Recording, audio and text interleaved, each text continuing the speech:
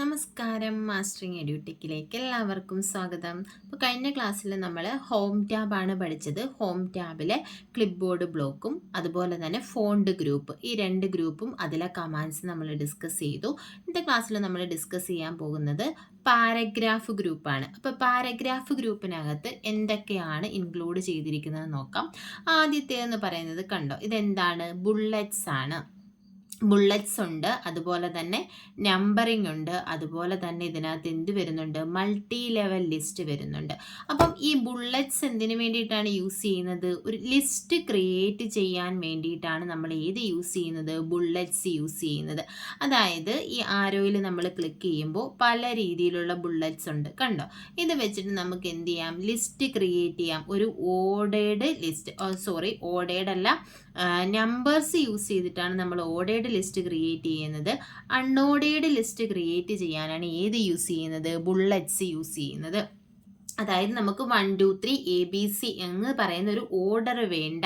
ഓരോ പോയിന്റ്സ് നമുക്ക് ഓരോ ബുള്ളറ്റിൽ കാണിച്ചാൽ മതിയെങ്കിൽ നമുക്ക് എന്ത് യൂസ് ചെയ്യാം? ബുള്ളറ്റ്സ് യൂസ് ചെയ്യാം. ഇപ്പോൾ എക്സാമ്പിൾ എന്ന് പറഞ്ഞാൽ ഈ ബുള്ളറ്റ്സിൽ നമുക്ക് ഇഷ്ടമുള്ള ഏതെങ്കിലും ഒരു ബുള്ളറ്റ് സെലക്ട് ചെയ്യുക. ഞാൻ ഇപ്പോൾ ഇത് സെലക്ട് ചെയ്തു. സെലക്ട് ചെയ്തതിന് ശേഷം നമുക്ക് ആ ലിസ്റ്റിൽ വരേണ്ട ആദ്യ ഐറ്റം ടൈപ്പ് ചെയ്യുക, എൻ്റർ അടിക്കുക. എൻ്റർ അടിക്കുമ്പോൾ എന്ത് ചെയ്യും? ആ ബുള്ളറ്റ് ഓട്ടോമാറ്റിക്കലി വരും. അപ്പോൾ വീണ്ടും എൻ്റർ അടിച്ചു കൊടുക്കുക. ഇങ്ങനെ നമുക്ക് എന്ത് ചെയ്യാം? ബുള്ളറ്റഡ് ലിസ്റ്റ് ക്രിയേറ്റ് ചെയ്യാം. ഇനി രണ്ടാമത് വരുന്ന ടൈപ്പ് ഏതാണെന്ന് ചോദിച്ചാൽ നമ്പേർഡ് ലിസ്റ്റ് ആണ്. നമ്പേർഡ് ലിസ്റ്റിൽ നോക്കിയേ, ഇവിടെ നമുക്ക് എന്തുണ്ട്? ഓപ്ഷൻസ് ഉണ്ട്. ഇപ്പോൾ 1 2 3 ABC എന്ന് പറയുന്ന പല ഓപ്ഷൻസ് ഉണ്ട്. അപ്പോൾ ഇതിൽ നിന്നും നമുക്ക് ഇഷ്ടമുള്ള ഏത് ഓർഡർ അനുസരിച്ചിട്ടുള്ളതാണോ ലിസ്റ്റ് വേണ്ടത് അത് സെലക്ട് ചെയ്യുക. സെലക്ട് ചെയ്ത് കഴിഞ്ഞപ്പോൾ കണ്ടോ, ഇവിടെ എ എന്ന് വന്നു. ഇവിടെ നമുക്ക് ഏത് ലിസ്റ്റ് ഐറ്റം ആണോ കൊടുക്കേണ്ടത് ആ ഐറ്റം നമ്മൾ ടൈപ്പ് ചെയ്ത് കൊടുക്കുക. അപ്പോൾ ആ ഒരു ഓർഡറിൽ നമുക്ക് ലിസ്റ്റ് ക്രിയേറ്റ് ചെയ്യാം. അപ്പം ബുള്ളറ്റ്സ് എന്ന് പറഞ്ഞാൽ ബുള്ളറ്റ് ലിസ്റ്റ് അല്ലെങ്കിൽ അൺഓർഡേർഡ് ലിസ്റ്റ് ക്രിയേറ്റ് ചെയ്യാൻ. നമ്പേഴ്സ് എന്ന് പറഞ്ഞാൽ നമ്പറിംഗ് എന്ന് പറഞ്ഞാൽ എന്തിനു വേണ്ടിയിട്ടാണ്? Start A numbered list. ഒരു നമ്പേർഡ് ലിസ്റ്റ് ആണ് വേണ്ടതെന്നുണ്ടെങ്കിൽ നമ്പറിംഗ് യൂസ് ചെയ്യാം. പിന്നീട് വരുന്ന എന്താണ്? മൾട്ടി ലെവൽ ലിസ്റ്റ് ആണ്. അതായത് പല ലെവലിലുള്ള സ്റ്റൈൽസിലുള്ള ലിസ്റ്റ് ക്രിയേറ്റ് ചെയ്യണമെങ്കിൽ ഇപ്പോൾ ഇവിടെ നോക്കിയേ, ഇതുപോലെ 1A അതിൻ്റെ സബായിട്ട് വരുന്ന ഇങ്ങനെ പല ലെവൽസിലുള്ള ലിസ്റ്റാണ് നമുക്ക് ക്രിയേറ്റ് ചെയ്യേണ്ടതെന്നുണ്ടെങ്കിൽ നമുക്ക് ഏത് യൂസ് ചെയ്യാം? മൾട്ടി ലെവൽ യൂസ് ചെയ്യാം. ഇതിൽ ബുള്ളറ്റ്സും വരുന്നുണ്ട്, അതുപോലെ തന്നെ നമ്പേഴ്സും വരുന്നുണ്ട്. അപ്പോൾ ലിസ്റ്റ് ക്രിയേറ്റ് ചെയ്യാൻ 3 ടൈപ്പിലുള്ളതാണ് ലിസ്റ്റ്. ഏതൊക്കെയാണുള്ളത്? ബുള്ളറ്റ് ലിസ്റ്റ് ഉണ്ട്, നമ്പേർഡ് ലിസ്റ്റ് ഉണ്ട്, അതുപോലെ തന്നെ മൾട്ടി ലെവൽ ലിസ്റ്റ് ഉണ്ട്. പിന്നെ വരുന്നത് എന്താണ്? അലൈൻമെൻ്റ് ആണ്. അലൈൻമെൻ്റ് എന്ന് പറഞ്ഞാൽ മെയിനായിട്ടും 4 ടൈപ്പിലുള്ള അലൈൻമെൻ്റ് ഉണ്ട്. Left alignment, centre alignment, right alignment and justify. ഇതാണ് എന്താ? അലൈൻമെൻറ്റ്. അതായത് ഒരു പാരഗ്രാഫ് നമ്മുടെ ഈ ഒരു ഈ ഒരു പേജിൽ എവിടെ അലൈൻ ചെയ്യണം എന്നുള്ളതാണ് ഈ അലൈൻമെൻറ്റിൽ പറയുന്നത്. ഇപ്പോൾ ലെഫ്റ്റ് അലൈൻമെൻ്റ് ആണെന്നുണ്ടെങ്കിൽ ആ പാരഗ്രാഫ് എവിടെയായിരിക്കും? ലെഫ്റ്റ് സൈഡിലായിരിക്കും. ഇപ്പോൾ ബൈ ഡീഫോൾട്ട് ഏത് അലൈൻമെൻ്റ് ആണെന്ന് ചോദിച്ചാൽ അത് ലെഫ്റ്റ് അലൈൻമെൻ്റ് ആണ്. ലെഫ്റ്റ് അലൈൻമെൻറ്റിൻ്റെ ഷോർട്ട് കട്ട് കീ എന്താണ്? Ctrl+L. അതിൽ തന്നെയുണ്ട്. Ctrl+L ആണ് ലെഫ്റ്റ് അലൈൻമെൻറ്റിൻ്റെ ഷോർട്ട് കട്ട് കീ. ബൈ ഡീഫോൾട്ടായിട്ട് ഏത് അലൈൻമെൻ്റ് ആണെന്ന് ചോദിച്ചാൽ അത് ലെഫ്റ്റ് അലൈൻമെൻ്റ് ആണ്. ലെഫ്റ്റ് അലൈൻമെൻറ്റിൻ്റെ പ്രത്യേകത, ടെക്സ്റ്റ് എവിടെയായിരിക്കും? ലെഫ്റ്റ് മാർജിനിലായിരിക്കും അലൈൻ ചെയ്തിരിക്കുന്നത്. നമ്മൾ ടൈപ്പ് ചെയ്യുന്നതും എവിടെ നിന്നായിരിക്കും? ലെഫ്റ്റ് മാർജിനിൽ നിന്നായിരിക്കും ടൈപ്പ് ചെയ്യുന്നത്. ഇനി നോക്കിയേ, സെൻറ്റർ അലൈൻമെൻറ്റ് എന്ന് പറയുമ്പോൾ ടെക്സ്റ്റ് എവിടെയായിരിക്കും? സെൻറ്ററിലായിരിക്കും. ഇപ്പം ഞാൻ ഈ ഒരു ടെക്സ്റ്റ് ലെഫ്റ്റ് അലൈൻമെൻറ്റിൽ കിടന്നത് സെലക്ട് ചെയ്തു. എന്നിട്ട് എന്ത് ചെയ്തു? സെൻറ്റർ അലൈൻമെൻറ്റ് ക്ലിക്ക് ചെയ്ത് കഴിഞ്ഞാൽ ആ ഒരു ടെക്സ്റ്റ് എവിടെ പോകും? നമ്മുടെ ആ ഡോക്യുമെൻ്റ് ഏരിയയുടെ സെൻറ്ററിലായിട്ട് വരും. അപ്പോൾ സെൻറ്ററിൽ വരാൻ വേണ്ടിയിട്ടാണ് ഏത് യൂസ് ചെയ്യുന്നത്? സെൻറ്റർ അലൈൻമെൻറ്റ് യൂസ് ചെയ്യുന്നത്. ഇനി സെൻറ്റർ അലൈൻമെൻറ്റിലുള്ളത് നമ്മൾ ടൈപ്പ് ചെയ്താൽ എങ്ങോട്ടാണ് പോകുന്നത്? കണ്ടോ, സെൻറ്ററിൽ നിന്നും 2 സൈഡിലേക്കായിരിക്കും പോകുന്നത്. അപ്പം ഇതാണ് എന്ത്? Centre alignment. സെൻറ്റർ അലൈൻമെൻറ്റിൻ്റെ ഷോർട്ട് കട്ട് കീ എന്ന് പറയുന്നത് Ctrl+E ആണ്. സി ആണെന്ന് വിചാരിക്കുക. Ctrl+C എന്തിൻ്റെ ഷോർട്ട് കട്ട് കീ ആണ്? കോപ്പിയുടെ ഷോർട്ട് കട്ട് കീ ആണ്, നമ്മൾ പഠിച്ചിട്ടുണ്ട്. അപ്പം CE രണ്ടാമത്തെ ലെറ്റർ എന്താണ്? E ആണ്. അപ്പം സെൻറ്റർ അലൈൻമെൻറ്റിൻ്റെ ഷോർട്ട് കട്ട് കീ എന്താണ്? Ctrl+E ആണ്. ഇനി മൂന്നാമത്തെ അലൈൻമെൻറ്റ് എന്താണ്? റൈറ്റ് അലൈൻമെൻ്റ് ആണ്. അതായത് മാർജിൻ്റെ റൈറ്റ് സൈഡിൽ അലൈൻ ചെയ്യാൻ വേണ്ടിയിട്ടാണ് ഏത് യൂസ് ചെയ്യുന്നത്? റൈറ്റ് അലൈൻമെൻറ്റ് യൂസ് ചെയ്യുന്നത്. അപ്പോൾ എങ്ങനെയാണ് ചെയ്യുന്നത്? നമ്മൾ സെലക്ട് ചെയ്യുക, റൈറ്റ് അലൈൻമെൻറ്റിൽ ക്ലിക്ക് ചെയ്യുമ്പോൾ അതെവിടെ പോകും? ഈ മാർജിൻ്റെ റൈറ്റ് സൈഡിലായിരിക്കും ഇത് അലൈൻ ചെയ്തിരിക്കുന്നത്. ഇതാണ് റൈറ്റ് അലൈൻമെൻറ്റ് എന്ന് പറയുന്നത്. റൈറ്റ് അലൈൻമെൻറ്റിൻ്റെ ഷോർട്ട് കട്ട് കീ ആണ് Ctrl+R. അപ്പോൾ left Ctrl+L, right Ctrl+R, centre എന്ന് പറയുന്നത് Ctrl+E. ഇനി ലാസ്റ്റ് ഒരു അലൈൻമെൻ്റ് ഉണ്ട്, അതാണ് ജസ്റ്റിഫൈ. അതായത് നമ്മുടെ ജസ്റ്റിഫൈ എന്ന് പറഞ്ഞാൽ നമ്മുടെ text by default left alignment ആയിരിക്കും എന്ന് പറഞ്ഞു. അപ്പോൾ ഈ ഒരു പാരഗ്രാഫ് നിങ്ങൾ ശ്രദ്ധിച്ചേ. ഈ ഒരു പാരഗ്രാഫ് നമ്മൾ സെലക്ട് ചെയ്യുമ്പോൾ കണ്ടോ, ഇവിടെ ഇങ്ങനെ കയറി ഇവിടെ കുറച്ച് അകത്തോട്ടാണ് മാർജിൻ. നമ്മുടെ ഇവിടെയാണ് മാർജിൻ വരുന്നത്. പക്ഷേ ഈ മാർജിനിലല്ല ഇത് ഈ റൈറ്റ് സൈഡിൽ ഒക്കുപ്പൈ ചെയ്തിരിക്കുന്നത്. പക്ഷേ ലെഫ്റ്റ് സൈഡിൽ കറക്റ്റ് ലെഫ്റ്റ് മാർജിനിൽ വരുന്നുണ്ട്. റൈറ്റ് സൈഡിൽ റൈറ്റ് മാർജിനിലല്ല ഈ ഒരു പാരഗ്രാഫ് എൻഡ് ചെയ്തിരിക്കുന്നത്. അപ്പോൾ നമുക്ക് ഒരു നീറ്റ്നെസ് തോന്നുന്നില്ല. അപ്പോൾ നീറ്റ്നെസ്സിന് കിട്ടാൻ വേണ്ടിയിട്ട് നമ്മൾ ഡോക്യുമെൻറ്റ്സിലൊക്കെ ഏതാണ് യൂസ് ചെയ്യുന്നത്? ജസ്റ്റിഫൈ അലൈൻമെൻ്റ് ആണ് യൂസ് ചെയ്യുന്നത്. ഇപ്പം ഞാൻ ജസ്റ്റിഫൈ കൊടുത്തു കഴിയുമ്പോൾ അറിയാം അതിൻ്റെ ഡിഫറൻസ്.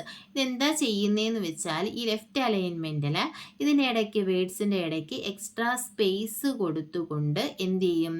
ഇവിടെ റൈറ്റ് മാർജിനിൽ അലൈൻ ചെയ്യിക്കും. അതാണ് ജസ്റ്റിഫൈ. നോക്കിയേ, ജസ്റ്റിഫൈ കൊടുത്തു കഴിഞ്ഞപ്പോൾ കണ്ടോ, ഇവിടെ റൈറ്റ് മാർജിനിലും ഈക്വലായിട്ട് വന്നു, ലെഫ്റ്റ് മാർജിനും ഈക്വലായിട്ട് വന്നു. ഇതാണ് ജസ്റ്റിഫൈ. ജസ്റ്റിഫൈയുടെ ഷോർട്ട് കട്ട് കീ എന്ന് പറയുന്നത് Ctrl+J ആണ്. ജസ്റ്റിഫൈ അലൈൻമെൻറ്റിൻ്റെ ഷോർട്ട് കട്ട് കീ എന്ന് പറയുന്നത്. അതായത് ഈ രണ്ട് മാർജിനും ഒരുപോലെ ആക്കാൻ വേണ്ടിയിട്ട് എക്സ്ട്രാ സ്പേസ് വേർഡ്സിനിടയിൽ ആഡ് ചെയ്തുകൊണ്ട് എന്ത് ചെയ്യും?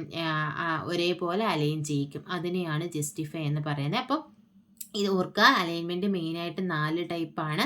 Left alignment, centre, right and justify. ലെഫ്റ്റിൻ്റെ shortcut key Ctrl+L, right ആണെന്നുണ്ടെങ്കിൽ Ctrl+R, സെൻറ്റർ ആണെന്നുണ്ടെങ്കിൽ Ctrl+E, ജസ്റ്റിഫൈ ആണെന്നുണ്ടെങ്കിൽ Ctrl+J. ഈ അടുത്ത വരുന്നതെന്ന് പറഞ്ഞാൽ ലൈൻ സ്പേസിംഗ് ആണ്. ലൈൻ സ്പേസിംഗ് എന്ന് പറഞ്ഞാൽ ഈ ലൈൻസിനിടയിലുള്ള സ്പേസിനെ അഡ്ജസ്റ്റ് ചെയ്യാനാണ് ലൈൻ സ്പേസിംഗ് യൂസ് ചെയ്യുന്നത്. ഒരു പാരഗ്രാഫിൻ്റെ ലൈൻസിനിടയിലുള്ള സ്പേസിനെ അഡ്ജസ്റ്റ് ചെയ്യാൻ. അപ്പോൾ ഈ ആരോയിൽ ക്ലിക്ക് ചെയ്ത് കഴിയുമ്പോൾ കണ്ടോ, ഇത്രയും ലൈൻ സ്പേസിംഗ് ഓപ്ഷൻസ് ആണ് നമുക്കുള്ളത്. 1.0, 1.15, 1.5, 2, 2.5 ആൻഡ് 3.0. ഇത്രയുമാണ് ലൈൻ സ്പേസിംഗ് ഓപ്ഷൻസ് ഉള്ളത്. ഇപ്പോൾ നോക്കിയേ, ഞാനിവിടെ 2 കൊടുത്തപ്പോൾ ഈ രണ്ട് ലൈൻസിൻ്റെ ഇടയിലുള്ള ഡിസ്റ്റൻസ് കണ്ടോ. ഇങ്ങനെ ലൈൻസിൻ്റെ ഇടയിൽ സ്പേസ് അഡ്ജസ്റ്റ് ചെയ്യാനാണ് ലൈൻ സ്പേസിംഗ് യൂസ് ചെയ്യുന്നത്. ഇനി നോക്കിയേ, 3 കൊടുത്താൽ എന്ത് ചെയ്യും? ആ സ്പേസ് കൂടും. ഇനി 1.5 ആണെന്നുണ്ടെങ്കിൽ സ്പേസ് കുറയും. ഇനി 1.15 ആണെങ്കിൽ കുറച്ചും കൂടി കിട്ടും. അപ്പം ഇതാണ് ലൈൻ സ്പേസിംഗ് ഓപ്ഷൻസ്. ഇപ്പോൾ ഈ ലൈൻ സ്പേസിംഗ് ഓപ്ഷൻസ് ഏതൊക്കെയാണെന്ന് കണ്ടല്ലോ നമ്മൾ. ഇതുപോലെ നമുക്ക് ലൈൻ സ്പേസിംഗ്, ഇവിടെ ലൈൻ സ്പേസിംഗ് എടുത്തിട്ട് ലൈൻ സ്പേസിംഗ് ഓപ്ഷൻസ് ഉണ്ട്. ഇതെടുത്തിട്ട് നമുക്ക് ആവശ്യമുള്ള പോയിന്റ്സ് ചേഞ്ച് ചെയ്ത് കൊടുക്കാം. ഇനി ഇതിനകത്ത് ചോദിച്ചിട്ടുണ്ട് ഏതൊക്കെയാണ് ലൈൻ സ്പേസിംഗ് ഓപ്ഷൻസ് എന്ന് ചോദിച്ചാൽ നമ്മൾ പറയേണ്ടത് ഇതൊക്കെയാണ്, പഠിച്ചു വെക്കേണ്ടത്.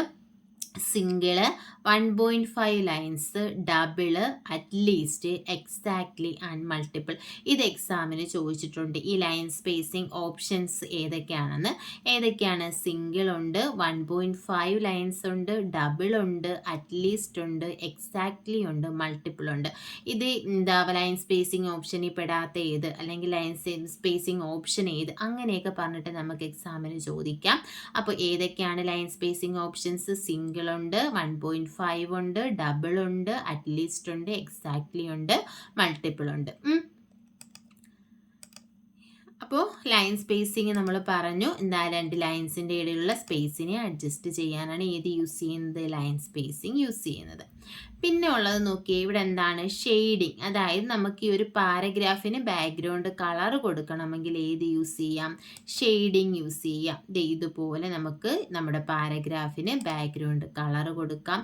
അതിനുശേഷം വരുന്നത് എന്താണ്? ബോർഡർ ആണ്. അതായത് നമുക്ക് പാരഗ്രാഫിന് ബോർഡർ വേണമെങ്കിൽ കൊടുക്കാം. ഇതിൽ ഏതൊക്കെ ബോർഡർ ഉണ്ട്? ബോട്ടം ബോർഡർ ഉണ്ട്, ടോപ്പ് ബോർഡർ ഉണ്ട്, ലെഫ്റ്റ് ബോർഡർ ഉണ്ട്, റൈറ്റ് ബോർഡർ ഉണ്ട്, നോ ബോർഡർ ഇല്ലാതാക്കാം, ഓൾ ബോർഡർ ഉണ്ട്, ഔട്ട്സൈഡ് ബോർഡർ ഉണ്ട്, ഇൻസൈഡ് ബോർഡർ ഉണ്ട്. ഇങ്ങനെ പല ഓപ്ഷൻസ് ഉണ്ട്. ബോട്ടം ബോർഡർ മാത്രം കൊടുത്തു കഴിഞ്ഞാൽ കണ്ടോ, ഇതിൻ്റെ താഴെ മാത്രം ബോർഡർ വരും. ഇനി നമ്മൾ ഈ പാരഗ്രാഫ് സെലക്ട് ചെയ്തിട്ട് ഇതിനകത്ത് ഔട്ട്സൈഡ് ബോർഡർ കൊടുത്തു കഴിഞ്ഞാൽ ഇതിന് ചുറ്റും ബോർഡർ വരും. കണ്ടോ, ഇതേപോലെ ചുറ്റിനും ബോർഡർ വരും. ഇനി ബോർഡർ വേണ്ടാന്നുണ്ടെങ്കിൽ നമ്മൾ സെലക്ട് ചെയ്തിട്ട് എന്ത് കൊടുക്കാം, നോ ബോർഡർ എന്ന് പറയുന്ന ഓപ്ഷൻ കൊടുക്കാം. ഇനി നമുക്കിത് പറയാനുള്ളത് ഇൻഡൻറ്റേഷൻ ആണ്. ഡിക്രീസ് ഇൻഡൻറ്റും ഇൻക്രീസ് ഇൻഡൻറ്റും. അപ്പോൾ ഡിക്രീസ് ഇൻഡൻ്റ് എന്ന് പറഞ്ഞാൽ ഇപ്പം നോക്കി, ഇതാണ് നമ്മുടെ മാർജിൻ എന്ന് പറയുന്നത്. അപ്പോൾ ഇത് എവിടെ ഇൻഡൻറ്റ് ചെയ്യണം എന്നുള്ളതാണ് ഇൻഡൻറ്റേഷൻ പറയുന്നത്. ഇപ്പോൾ നമ്മുടെ ഈ ഒരു പാരഗ്രാഫ് നമുക്ക് കുറച്ചും കൂടി റൈറ്റ് സൈഡിലേക്ക് പോകണമെങ്കിൽ നമ്മൾ എന്ത് കൊടുക്കണം, ഇൻക്രീസ് ഇൻഡൻറ്റ് കൊടുക്കണം. Increase the indent level of the paragraph. ഒരു പാരഗ്രാഫിൻ്റെ ഇൻഡൻറ്റ് ലെവല് ഇൻക്രീസ് ചെയ്യാൻ വേണ്ടിയിട്ടാണ് ഏത് യൂസ് ചെയ്യുന്നത്, ഇൻക്രീസ് ഇൻഡൻറ്റ് യൂസ് ചെയ്യുന്നത്. ഇപ്പോൾ ഞാൻ ഇൻക്രീസ് ഇൻഡൻറ്റ് കൊടുത്തു കഴിഞ്ഞാൽ കണ്ടോ, ഇവിടെ ആയിരുന്നു നമ്മുടെ മാർജിൻ. ഇപ്പോൾ ഇത് എന്ത് ചെയ്തു, കുറച്ചുകൂടെ റൈറ്റ് സൈഡിലേക്ക് പോയി. ഇനി ഒന്നുകൂടെ കൊടുത്തു കഴിഞ്ഞാൽ കുറച്ചുകൂടി റൈറ്റ് സൈഡിലേക്ക് പോകും. ഇങ്ങനെ നമുക്ക് പാരഗ്രാഫ് റൈറ്റിലേക്ക് കൊണ്ടുപോകാൻ വേണ്ടിയിട്ട്, ഇൻഡൻറ്റ് ചെയ്യിക്കാൻ വേണ്ടിയിട്ടാണ് ഏത് യൂസ് ചെയ്യുന്നത്, ഇൻക്രീസ് ഇൻഡൻറ്റ് യൂസ് ചെയ്യുന്നത്. അപ്പോൾ ഇത് കുറയ്ക്കാൻ വേണ്ടിയിട്ടാണ് ഏത് യൂസ് ചെയ്യുന്നത്, ഡിക്രീസ് ഇൻഡൻറ്റ് യൂസ് ചെയ്യുന്നത്. തിരിച്ച് നമ്മുടെ ഒറിജിനൽ പൊസിഷനിൽ ലെഫ്റ്റ് മാർജിനിൽ സ്റ്റാർട്ട് ചെയ്യുന്നിടത്ത് കൊണ്ടുപോവാം. എങ്ങനെ, ഡിക്രീസ് ഇൻഡൻറ്റ് യൂസ് ചെയ്ത്. ഇനി നോക്കി, ഇതാണ് നമ്മുടെ മാർജിൻ. ഇതിൽ 3 ടൈപ്പ് മെയിനായിട്ടും യൂസ് ചെയ്യുന്ന ഇൻഡൻറ്റേഷൻ. അതായത് നമ്മുടെ മാർജിൻ, നമുക്കിവിടെ ഇത് ഈ ഇൻഡൻറ്റ് യൂസ് ചെയ്തിട്ട് നമുക്ക് മാർജിൻ സെറ്റ് ചെയ്യാം. ഇതെന്ന് പറയുന്നത് എന്താണ്, ഇത് റൈറ്റ് ഇൻഡൻ്റ് ആണ്. ഇതെന്ന് പറയുന്നത് എന്താണ്, ലെഫ്റ്റ് ഇൻഡൻ്റ് ആണ്. ഇതെന്താണ്, ഫുൾ ലൈൻ ഇൻഡൻ്റ് ആണ്. അതുപോലെ ഈ താഴെ കാണുന്ന ഈ ഒരു പാർട്ട്, ഇതാണ് ലെഫ്റ്റ് ഇൻഡൻ്റ്. ഇത് എന്താണ്, ഹാങ്ങിങ് ഇൻഡൻ്റ് ആണ്. അതായത് ഈ താഴെ കാണുന്ന ലെഫ്റ്റ് ഇൻഡൻ്റ്, ഈ റെക്റ്റാങ്കിൾ പോലെയുള്ളതാണ് ലെഫ്റ്റ് ഇൻഡൻ്റ്. പിന്നെ വരുന്നതിന് തൊട്ട് മുകളിൽ എന്തുണ്ട്, കണ്ടോ, എഴുതി കാണിക്കുന്നത് ഹാങ്ങിങ് ഇൻഡൻ്റ് ഉണ്ട്. അതിൻ്റെ തൊട്ട് മുകളിൽ വരുന്ന എന്താണ്, ഫസ്റ്റ് ലൈൻ ഇൻഡൻ്റ്. ഇങ്ങനെയാണ് ഇൻഡൻ്റ് വരുന്നത്. അപ്പം ഇവിടെ മെയിനായിട്ടും വരുന്ന ഈ റൂളറിൽ വരുന്ന ഇൻഡൻ്റ് ഏതൊക്കെയാണ്, ലെഫ്റ്റ് ഇൻഡൻ്റ് ഉണ്ട്, ഫസ്റ്റ് ലൈൻ ഇൻഡൻ്റ് ഉണ്ട്, ഹാങ്ങിങ് ഇൻഡൻ്റ് ഉണ്ട്, അതുപോലെ തന്നെ റൈറ്റ് ഇൻഡൻ്റ് ഉണ്ട്.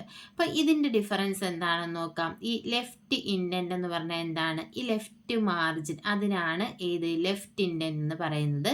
അപ്പോൾ ഈ ലെഫ്റ്റ് ഇൻഡൻറ്റിൽ ക്ലിക്ക് ചെയ്ത്, ഞാൻ ഈ ലെഫ്റ്റ് ഇൻഡൻറ്റിൽ ക്ലിക്ക് ചെയ്തുകൊണ്ട് ഇങ്ങോട്ട് ഡ്രാഗ് ചെയ്ത് കഴിഞ്ഞാൽ കണ്ടോ, ആ ഒരു പാരഗ്രാഫ് ഫുള്ളായിട്ട് എങ്ങോട്ട് പോകും, റൈറ്റ് സൈഡിലോട്ട് പോകും. ഇത് തന്നെയാണ് ഇവിടെ ഇൻക്രീസ് ഇൻഡൻറ്റിലും ചെയ്യുന്നത്. നമ്മൾ ഇൻക്രീസ് ഇൻഡൻറ്റ് ക്ലിക്ക് ചെയ്യുമ്പോൾ എന്താണ് പോകുന്നത്, ഈ ലെഫ്റ്റ് ഇൻഡൻ്റ് ആണ് റൈറ്റ് സൈഡിലോട്ട് മൂവ് ചെയ്യുന്നത്. ഇനി ഡിക്രീസ് ഇൻഡൻറ്റ് കൊടുത്തു കഴിഞ്ഞാൽ ഈ ലെഫ്റ്റ് ഇൻഡൻ്റ് ആണ് എങ്ങോട്ട് പോകുന്നത്, ലെഫ്റ്റ് സൈഡിലേക്ക് പോകുന്നത്. ഇതാണ് നമ്മുടെ മാർജിനെ സെറ്റ് ചെയ്യാൻ ഹെൽപ്പ് ചെയ്യുന്നത്. ഇനി ഹാങ്ങിങ് ഇൻഡൻ്റ് എന്ന് പറഞ്ഞാൽ എന്താണ്, ആദ്യമേ നമുക്ക് ഫസ്റ്റ് ലൈൻ ഇൻഡൻ്റ് നോക്കാം. ഫസ്റ്റ് ലൈൻ ഇൻഡൻ്റ് എന്ന് പറയുമ്പോൾ ഈ മുകളിലുള്ള പോർഷനാണ്. ഞാൻ ഇവിടെ ക്ലിക്ക് ചെയ്തുകൊണ്ട് ഇങ്ങോട്ട് ഡ്രാഗ് ചെയ്തപ്പോൾ കണ്ടോ, അത് ഫുള്ളായിട്ടല്ല മാറിയത്, ആ മുകളിലുള്ളതാണ് മാറിയത്. ഇതാണ് ഫസ്റ്റ് ലൈൻ. കണ്ടോ, ഈ ഫസ്റ്റ് ലൈൻ നമ്മുടെ ഇവിടെയായിരുന്നു സ്റ്റാർട്ട് ചെയ്തത്. ഞാൻ ആ ഫസ്റ്റ് ലൈൻ ഇൻഡൻറ്റിനെ റൈറ്റ് സൈഡിലോട്ട് മൂവ് ചെയ്യിച്ചപ്പോൾ ഈ പാരഗ്രാഫിൻ്റെ ഫസ്റ്റ് ലൈൻ മാത്രം റൈറ്റ് സൈഡിലോട്ട് പോയി. കണ്ടോ, ഇനി നമ്മൾ എത്രത്തോളം മൂവ് ചെയ്ത് അഡ്ജസ്റ്റ് ചെയ്യുന്നോ അത്രത്തോളം അത് മൂവ് ആകും. ഇതാണ് ഫസ്റ്റ് ലൈൻ ഇൻഡൻറ്റ് എന്ന് പറയുന്നത്. അപ്പോൾ ഇതിനെ നമ്മൾ തിരിച്ച് എവിടെ കൊണ്ടുവരാം, നമുക്ക് നമ്മുടെ ഒറിജിനൽ പൊസിഷനിൽ വേണമെങ്കിലും കൊണ്ടുവരാം. ഇനി ഹാങ്ങിങ് ഇൻഡൻറ്റ് എന്ന് പറഞ്ഞാൽ ഒരു പാരഗ്രാഫിൻ്റെ ഫസ്റ്റ് ലൈൻ ഒഴികെ താഴോട്ട് വരുന്ന ബാക്കി ലൈൻസിനെ ഹാങ് ചെയ്ത് നിർത്താൻ വേണ്ടി യൂസ് ചെയ്യുന്നതാണ് ഹാങ്ങിങ് ഇൻഡൻറ്റ്. അപ്പം ഞാൻ ഈ ഹാങ്ങിങ് ഇൻഡൻറ്റിൽ ക്ലിക്ക് ചെയ്തു.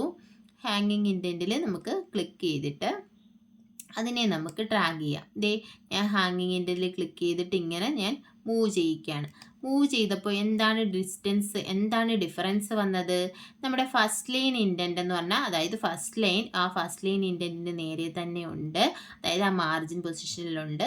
പിന്നെ വരുന്ന ലൈൻസ് എല്ലാം ഹാങ് ചെയ്തിരിക്കുകയാണ്. എവിടെയാണോ ഹാങ്ങിങ് ഇൻഡൻറ്റ് ഉള്ളത് അവിടെ ഹാങ് ചെയ്തിരിക്കുകയാണ്. കണ്ടോ, ഇതിനെയാണ് ഹാങ്ങിങ് ഇൻഡൻറ്റ് എന്ന് പറയുന്നത്. അപ്പോൾ ഈ ഫസ്റ്റ് ലൈൻ ഒഴികെയുള്ള ലൈൻസിനെ അഡ്ജസ്റ്റ് ചെയ്യാനാണ് ഏത് യൂസ് ചെയ്യുന്നത്, ഹാങ്ങിങ് ഇൻഡൻറ്റ് യൂസ് ചെയ്യുന്നത്.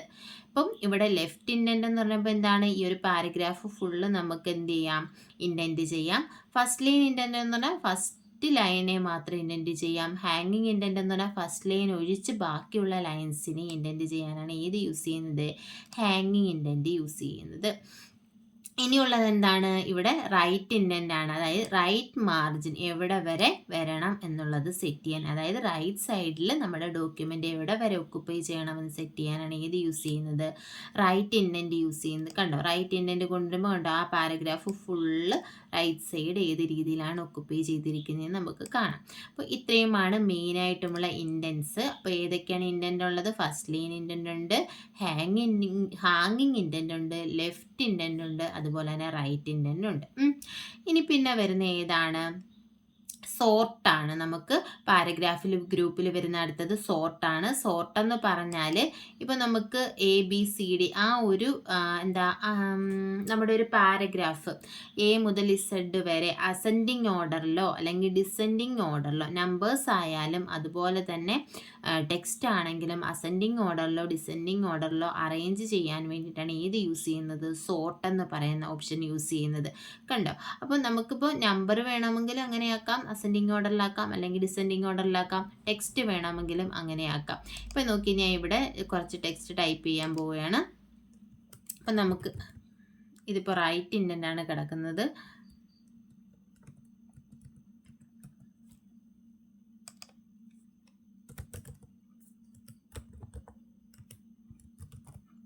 ഞാൻ കുറച്ച് ടെക്സ്റ്റുകൾ ഞാൻ ടൈപ്പ് ചെയ്തു. ജസ്റ്റ് ഒന്ന് ടൈപ്പ് ചെയ്യാണ്.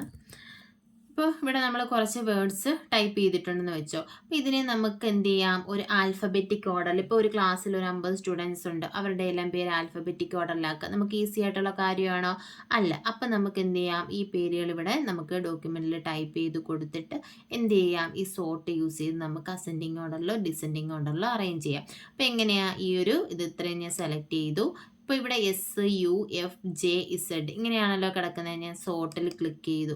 സോർട്ടിൽ ക്ലിക്ക് ചെയ്യുമ്പോൾ ഇവിടെ നമുക്ക് ചോദിക്കുക എങ്ങനെയാണ് സോർട്ട് ചെയ്യേണ്ടത്? പാരഗ്രാഫാണോ ഫീൽഡാണോ? നമുക്ക് ഈ ഒരു പാരഗ്രാഫാണ് സോർട്ട് ചെയ്യേണ്ടത്. അപ്പോൾ പാരഗ്രാഫ് കൊടുത്തു.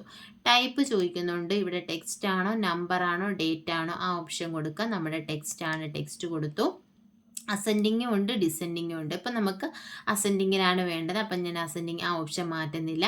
ഡിസെൻഡിങ് വേണമെങ്കിൽ ഡിസെൻഡിങ്ങിൽ ടിക്ക് ചെയ്ത് കൊടുക്കുക, അല്ലെങ്കിൽ അസെൻഡിങ് യൂസ് ചെയ്യുക. അപ്പം ഞാൻ അസെൻഡിങ്ങിൽ ഇട്ടു. അതിന് ശേഷം എന്ത് കൊടുത്തു? ഓക്കെ കൊടുത്തു.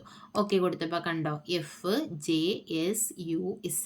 അപ്പം നമുക്ക് ആ ഒരു ആൽഫബറ്റിക് ഓർഡറിൽ നമുക്കിത് കിട്ടി.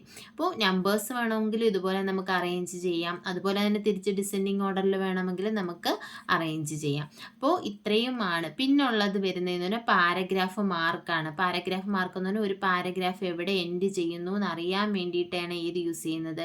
പാരഗ്രാഫ് മാർക്ക് യൂസ് ചെയ്യുന്നത്. അതായത് show or hide paragraph mark. ഇത് നമ്മൾ ടിക്ക് ചെയ്ത് കഴിഞ്ഞാൽ ഓരോ പാരഗ്രാഫും എൻഡ് ചെയ്യുന്നിടത്ത് എന്ത് വരും? ഈ ഒരു സിമ്പൽ വരും.